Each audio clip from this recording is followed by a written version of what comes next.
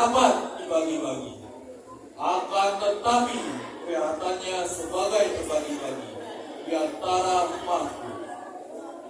Dia harus diketahui sebagai pengembang segala makhluk, menghancurkan makhluk dan menciptakan mereka kembali.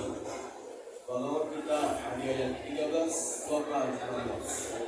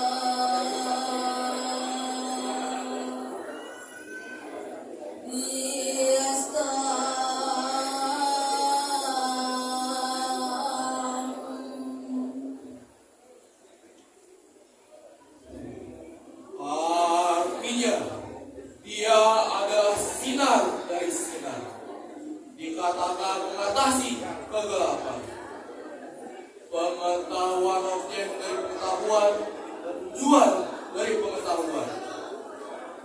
Dia bersinggah-sana di dalam hati semua makhluk. Bagaimana kita ayat 13 17.